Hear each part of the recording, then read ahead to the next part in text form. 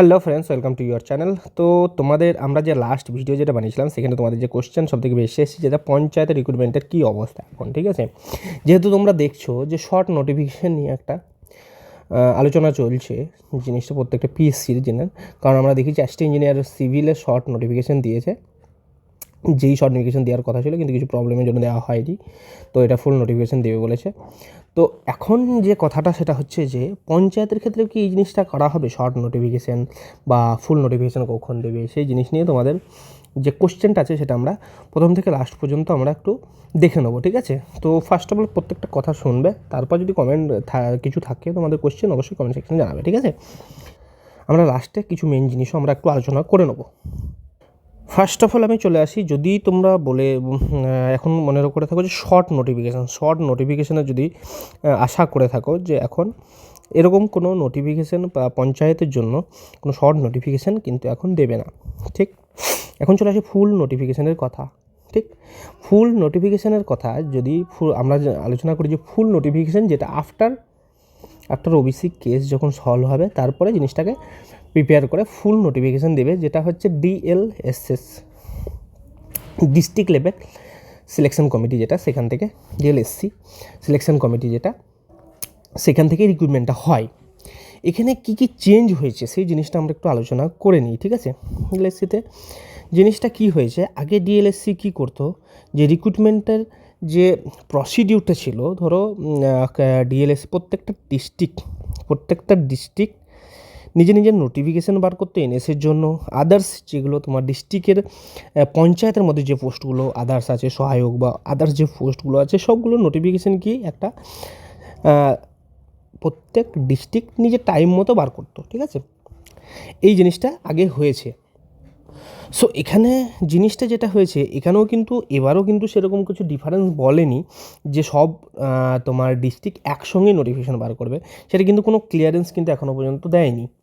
এটা তোমার একটা জিনিস নোটিফিকেশান আমরা আগেও আলোচনা করেছি, যারা লেটেস্ট আপডেট বা আমার ইউটিউব চ্যানেলের ভিডিও দেখো তারা জানো যে যখন একটা ভ্যাকেন্সির একটা আপডেট দিয়েছিলো তখনই আমরা আলোচনা করেছি এই জিনিসটা, যে একটা কি নোটিফিকেশান দিয়েছিলো যাতে ডিএলএসসি যে কমিটিটা আছে সেটা বোর্ডটা তাদের কাজটা এগিয়ে নিয়ে যেতে পারে। তো ওখানে এরকম বলেনি যে একসঙ্গেই সবগুলো ডিস্ট্রিক্ট একসঙ্গে বার করবে, ওখানে একটা জিনিস বলা ছিল সেন্ট্রালি জিনিসটার মানেটা হচ্ছে যে আগে যে রিক্রুটমেন্ট, ধরো সাপোজ কোনো একটা ডিস্ট্রিক্ট, ধরো আলিপুরদুয়ার ডিস্ট্রিক্ট, তাদের নিজের ডিস্ট্রিক্টের এনএস বা আদার্স পোস্ট বার করলো, তারপর কি হতো যে পোস্টিং যে ব্যাপারগুলো ছিল, পোস্টিং বা আদার্স যে টার্মস অ্যান্ড কন্ডিশনগুলো ছিল সেগুলো নিজের ডিস্ট্রিক্টের মধ্যেই থাকতো, সব কিছু আলিপুরদুয়ার মধ্যেই থাকতো। ধরো এখন যে জিনিসটা হয়েছে এখানে যে বড় চেঞ্জ যেটা করেছে, সবথেকে ইম্পর্ট্যান্ট চেঞ্জ যেটা করেছে সেই জিনিসটা কি, চেঞ্জ যেটা করেছে সেটা হচ্ছে কি তোমার প্রসিডিউরটাকে সেন্ট্রালি করে দিয়েছে। তার জন্য কি হচ্ছে যে কেউ যদি কোনো ডিস্ট্রিক্টে পোস্টিং দেয় বা তোমাদের ডিএলএসসি কী করে যে ডিস্ট্রিক্টের হেডে চলে আসে, ডিস্ট্রিক্টের হেডে এলেও এখন যে পোস্টিংগুলো হবে সেটা ওয়েস্ট বেঙ্গলের যে কোনো জায়গায় পোস্টিং হতে পারে, ঠিক আছে। যে কোনো জায়গায়, যে কোনো ডিস্ট্রিক্ট, যে কোনো জায়গায় সে পোস্টিং দিতে পারে। ইভেন যে ট্রান্সফারটাও সেটাও কিন্তু যে কোনো ডিস্ট্রিক্টের মধ্যে হতে পারে। যে আগে যে জিনিসটা হতো যে ডিস্ট্রিক্ট সেই ডিস্ট্রিক্টের মধ্যেই ট্রান্সফার হতো প্রত্যেকটা পঞ্চায়েতের মধ্যে, এখন যে বড় চেঞ্জ যেটা হয়েছে সেটা কিন্তু সেন্ট্রালি হবে জিনিসটা, যেটা প্রত্যেকটা ডিস্ট্রিক্টের কিন্তু যেমন ট্রান্সফার, যেমন তোমরা জানো পিএসসি যারা দেয় তোমরা জানো পিএসসি যেমনভাবে হয় যে একজন পোস্টিং বললো আজ আলিপুরদুয়ারে গিয়ে আবার তার অন্য জায়গায় চলে যেতে পারে, বর্ধমান সাউথে চলে যেতে পারে, তোমার কলকাতা দিকেও যেতে পারে, মানে গোটা ওয়েস্ট বেঙ্গলে তার পোস্টিং হতে পারে। ঠিক সেম জিনিসটা কিন্তু এখানে রাখা হয়েছে। কিছু অ্যাডভান্টেজ ডিসঅ্যাডভান্টেজ আছে। অ্যাডভান্টেজ তাদের যদি বলি, ডিসঅ্যাডভান্টেজও যদি আমরা আলোচনা করি, অ্যাডভান্টেজ হচ্ছে যে কেউ যদি নিজের ডিস্ট্রিক্টেই পড়ে যেত সারা জীবন নিজের ডিস্ট্রিক্টে থাকতে পারতো। ডিসঅ্যাডভান্টেজ হচ্ছে কেউ যদি অন্য ডিস্ট্রিক্টে জব পেতো সে আর নিজের ডিস্ট্রিক্টে যাওয়ার সম্ভাবনাটা খুবই কম হয়ে যেত, লেস হয়ে যেত, ঠিক আছে।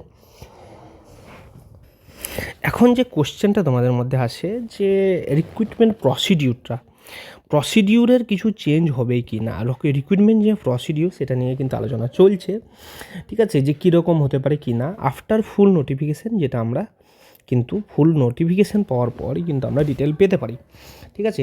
আমি যদি বলি, আমি ডিস্ট্রিক্ট যেখানে ডিএম অফিসে কাজ ছিল, ডিএম অফিসে গিয়ে আমার কাজের সময় গিয়ে আমি যে খোঁজটা যেটা পেয়েছি সেটা যে প্রত্যেক ডিস্ট্রিক্টের কিন্তু একটা নোটিফিকেশান দেওয়া হয়েছে যে ভ্যাকেন্সি যেটা করেছিল সেটাকে রিভাইজ কী করা যায় বা কোথায় কোথায় কী ভ্যাকেন্সি আপডেটেড হয়েছে সেই জিনিস নিয়ে কিন্তু নোটিফিকেশান করেছে প্রত্যেক ডিস্ট্রিক্টে, ঠিক আছে।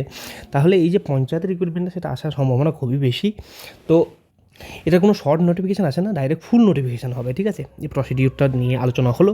এখন যদি আমরা বলি যে প্রসিডিউর যেরকম হয়, যে রিক্রুটমেন্ট প্রসেসটা কত ফাস্ট বা কীরকমভাবে কত ফ্রেশলি হয়, তো এখন একটা জিনিস আমি তোমাদের আলোচনা করে দিই, কারণ এই কোশ্চেনটা তোমাদের ফ্রিকুয়েন্টলি আসছে বারবার, যেটা আমার দিক থেকে তোমাদের ক্লিয়ার করে দেওয়া দরকার। দেখো কতটা রিক্রুটমেন্ট ফ্রেশভাবে হয়, কতটা না, এই জিনিসটা টোটালি প্রত্যেকেরই একটা অ্যাজাম্পশন যে একে অপরের মুখে কথা শোনের কথা। কিন্তু আমি যে জিনিসটা তোমাদেরকে একটা বলবো সেটা একটু প্র্যাকটিক্যাল, আমি একটা ফ্যাক্ট আলোচনা করছি, সেই জিনিসটা দেখলে তোমরা বুঝবে। যেহেতু দেখো 2026-এ ইলেকশন আছে, ঠিক আছে, প্র্যাকটিক্যালি বোঝো যে গভর্নমেন্ট এখন কী করছে, নিজের যে ফেস সেটাকে ঠিক করার জন্য কিন্তু প্রত্যেকটা ডিপার্টমেন্টেই একটু চাপিয়ে দিয়েছে ঘটনাটা।